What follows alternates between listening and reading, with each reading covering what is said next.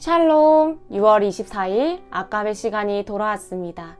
오늘 함께 나누실 말씀은 로마서 14장 1절에서 12절까지 말씀입니다. 저희가 12장과 13장 말씀을 통해 구원받은 백성, 의롭다 칭함받은 자들이 어떻게 삶을 살아야 하는가에 대한 기본 원칙 혹은 대원칙에 대해서 함께 나누었습니다. 이제 14장에서는 이 편지의 수신자인 로마 교회를 향해서 12장, 13장에서 다룬 삶의 기본 원칙들을 어떻게 적용할 수 있는지 설명하고 있습니다. 오늘 바울은 이렇게 시작하는데요. 1절 말씀 함께 읽어보도록 하겠습니다. 믿음이 연약한 자를 너희가 받되 그의 의견을 비판하지 말라 라고 이야기합니다. 1절 말씀으로 추정컨대 로마 교회는 믿음이 연약한 자들과 믿음이 강한 자들이 공존했던 것으로 보입니다. 여기서 먼저 우리는 믿음이 연약한 자가 도대체 어떤 사람들인지를 함께 살펴보아야 합니다. 오늘 우리 시대에 믿음이 연약하다라는 표현은 흔히 구원에 관한 확신이 없는 이들을 가리키거나 그런 상태를 표현할 때 많이 사용되곤 합니다. 그러나 이곳에서 사도 바울이 가리키는 믿음이 연약한 자들을 살펴보면 2절의 말씀과 같이 채소만 먹는 자, 어떤 날을 지키는 자임을 알 수 있습니다. 그러니까 여기서 바울이 말하는 믿음이 연약한 자들은 구원에 관한 확신이 없는 자들이 아니라 믿음으로 의롭다함을 받는다는 복음의 의미를 온전히 이해하지 못해서 여전히 무엇을 먹는가 그리고 어떤 날을 지키는 것이 중요하다라고 생각한 이들을 가리킨다라고 보면 됩니다. 1절 하반절 말씀을 계속해서 살펴보면 받되라는 표현이 있죠. 이 표현은 환영하다, 영접하다라는 뜻을 가지고 있습니다. 또 의견이라는 단어는 디아로기스모스라는 단어로 전통적으로는 양심의 문제, 그러니까 하나님께서 특별히 말씀하시지 않은 간습들을 의미했습니다. 로마 교회에서 이 믿음이 연약한 자들은 아마 유대 그리스도인들 중에 일부라고 보여집니다. 그들은 정결법을 따라 부정한 것과 정한 것을 나누어 식사를 했습니다. 그리고 이 규정을 어기면 자신들이 더럽혀진다라고 느꼈던 것이죠.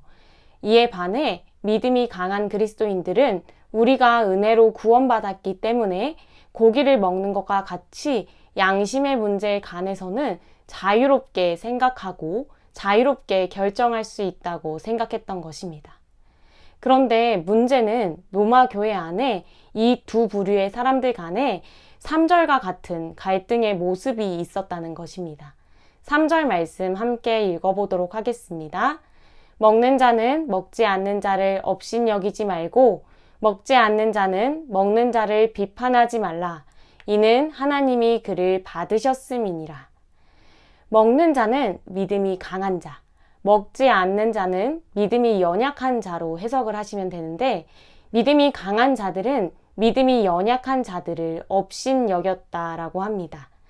믿음이 강한 자들은 믿음이 약한 자들을 보면서 저걸 왜 굳이 저렇게까지 생각해? 왜 저렇게 해야 돼? 라고 생각하면서 스스로를 믿음이 더 성숙하고 더 지혜롭다라고 여겼던 것이지요. 결국에는 그 교만함에 빠져 믿음이 약한 자를 업신여기고 무시하는 일들이 공동체 안에 벌어졌습니다. 반면에 믿음이 약한 자들은 믿음이 강한 자들의 자유롭고 파격적인 행보를 보면서 믿는 사람이 어떻게 우상숭배한 고기를 먹을 수 있지? 어떻게 저렇게 행동할 수 있지? 하면서 비판하는 일들이 벌어졌던 것입니다. 여기서 비판은 그저 평가하는 것이 아니라 정죄하고 비난하는 행동을 의미합니다. 이에 대해 사도 바울은 한 문장으로 정리를 하는데요. 3절 하반절 말씀입니다. 이는 하나님이 그를 받으셨음이라. 아멘. 믿음이 약한 자들은 믿음이 강한 자들을 비난하고 정죄했는데 그들이 이렇게 할 수 있었던 이유 중 하나는 자신들이 비난하는 대상 또한 하나님께서 받으신 사람들이라는 것을 잊었기 때문입니다. 먼저 사도 바울은 4절에서 하인과 주인의 관계를 통해 하인이 서는 것도 넘어지는 것도 모두 주인의 권능에 있음을 설명합니다. 4절 말씀을 8절, 9절 말씀과 함께 보면 바울이 왜 하인과 주인의 관계를 설명했는지 보다 명확하게 알 수 있는데요. 8절과 9절 말씀 읽어보도록 하겠습니다. 우리가 살아도 주를 위하여 살고 죽어도 주를 위하여 죽나니 그러므로 사나 죽으나 우리가 주의 것이로다. 이를 위하여 그리스도께서 죽었다가 다시 살아나셨으니 곧 죽은 자와 산 자의 주가 되려 하심이니라. 아멘. 8절과 9절 말씀을 통해 사도 바울이 우리에게 주는 중요한 메시지는 그리스도께서 십자가 죽음과 부활을 통해 모든 이들의 주인이 되셨고 우리들은 사나 죽으나 주님의 것이라는 것입니다. 메시지 성경은 이 8절 9절을 이렇게 기록하고 있습니다. 제가 읽어드릴게요.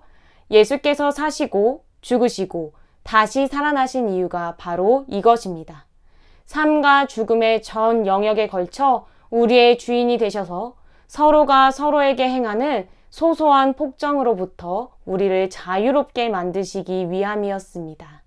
아멘. 예수님의 죽음과 부활은 우리의 삶과 죽음의 전 영역에 걸쳐 우리의 주인 되시기 위함입니다.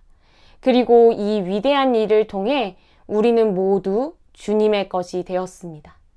이제 우리가 사나 죽으나 모두 주님의 것이 되었기에 우리의 심판자 또한 오직 예수 그리스도 한 분이심을 알게 됩니다. 4절과 8절 9절의 말씀을 통해 사도 바울이 전하고자 하는 메시지는 우리는 모두 다 예수 그리스도의 것이므로 우리가 서로를 심판할 수 없다는 것입니다. 우리의 유일한 심판자는 예수 그리스도시며 우리가 누군가를 비난하고 정죄하는 것은 그 형제를 자신보다 훨씬 낮은 종으로 여기고 자신을 심판자의 자리에 올렸기 때문에 가능한 일임을 지적하고 있는 것이죠.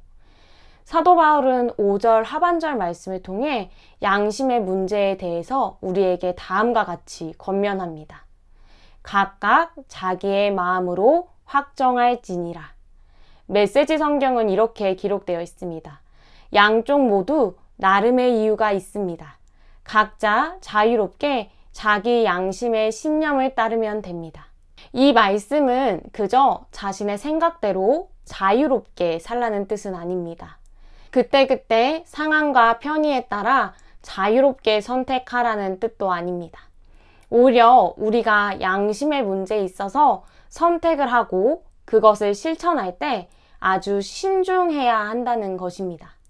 이것이 하나님께서 금하신 것인지 양심의 문제인지 구분할 수 있어야 하고 개인으로서 나의 양심에는 문제가 없다 하더라도 공동체에 어떤 영향을 끼칠지 고려해 봐야 합니다. 또 마지막으로 고려해야 할 것은 6절 말씀처럼 나를 중히 여기는 자도 주를 위하여 중히 여기고 먹는 자도 주를 위하여 먹으니 이는 하나님께 감사함이요 먹지 않는 자도 주를 위하여 먹지 아니하며 하나님께 감사하느니라. 또 고린도전서 10장 31절 말씀을 보면 그런즉 너희가 먹든지 마시든지 무엇을 하든지 다 하나님의 영광을 위하여 하라 라고 기록되어 있습니다. 이 두 구절의 말씀처럼 우리가 이 양심의 문제에 있어서 생각할 때 첫째는 개인의 양심, 두 번째로는 공동체에 끼칠 영향, 세 번째로는 이것이 정말로 하나님의 영광을 위한 것인가, 하나님의 이름을 드높일 수 있는 것인가 라고 자문하면서 양심에 따라 행해야 한다라고 말하는 것입니다. 사도 바울은 마지막으로 이렇게 도전하고 있습니다. 10절과 12절 말씀입니다. 내가 어찌하여 내 형제를 비판하느냐? 어찌하여 내 형제를 업신여기느냐? 우리가 다 하나님의 심판대 앞에 서리라. 기록되었으되 주께서 이르시되 내가 살았노니 모든 무릎이 내게 꿇을 것이요 모든 혀가 하나님께 자백하리라 하였느니라. 이러므로 우리 각 사람이 자기 일을 하나님께 짓고 하리라. 아멘. 우리의 믿음이 연약하든 강하든 우리 모두는 다 하나님의 심판대 앞에 서게 될 것입니다. 그리고 사도 바울이 인용한 이사야 45장 23절의 말씀처럼 하나님의 심판대 앞에 설 때 모든 이들이 하나님만이 진정한 하나님이심을 고백하게 될 것입니다. 그리고 우리 삶의 모든 순간을 하나님께 낱낱이 아뢰게 될 것입니다. 그렇게 우리가 해야 하는 일들은 형제를 받아들이는 것, 그리고 비난하거나 정죄하지 않고 하나님 앞에서 자신에게 주어진 모든 일을 충성으로 전념하는 것입니다. 저는 개인적으로 오늘 말씀을 묵상하면서 나는 믿음이 약한 자인가, 강한 자인가 곰곰이 생각해 보았습니다. 둘 중에 하나로 제가 딱 나뉘어진다면 그 말씀만 받아들이고 고민하고 실천하면 될 텐데, 곰곰이 생각해 본 결과 삶의 어떤 영역에서는 믿음이 강한 부분도 있지만 또 다른 삶의 영역에서는 믿음이 연약한 저 자신을 발견하게 되었습니다. 아마도 이것은 저 자신뿐만이 아니라 지금 함께 말씀을 나누시는 모든 성도님들의 삶 가운데서도 동일하리라 생각됩니다. 그렇다면 우리가 오늘 하루 말씀을 시작하면서 나의 삶의 영역 중에 믿음으로 강한 곳이 어떤 곳이고 믿음으로 연약한 곳이 어떤 곳인지 함께 살펴보았으면 좋겠습니다. 그리스도의 죽음과 부활을 통해 우리가 하나님의 것이 되었음을 이 시간 기억하면서 믿음이 강한 부분에서는 교만함이 아니라 겸손함으로 믿음이 연약한 지체를 귀하게 대했으면 좋겠고, 믿음이 연약한 곳에서는 형제를 향한 비난과 정죄가 아니라 우리의 심판자 되신 하나님을 바라보면서 묵묵히 나에게 주어진 모든 일에 충성으로 전념하시기 축복합니다. 그리하여 우리의 모든 것들이 주님께 영광이 되길 간절히 소망합니다. 함께 기도하도록 하겠습니다. 하나님 아버지, 오늘도 말씀 앞에 서게 하시니 감사드립니다. 우리 삶의 수많은 영역에서 때로는 믿음이 강하기에 교만함으로, 때로는 연약하기에 정죄와 비난을 일삼는 못난 모습들을 마주하게 됩니다. 주님 긍휼히 여겨 주옵소서.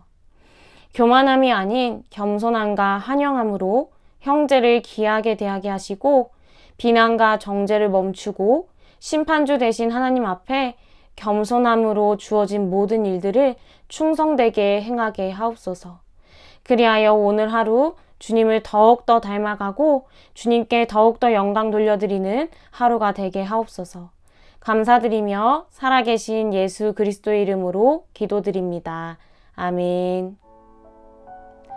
오늘 하루도 말씀으로 승리하시는 하루 되길 소망합니다. 내일 한영대에서 드리는 온 성도 예배 시간에 만나 뵙도록 하겠습니다.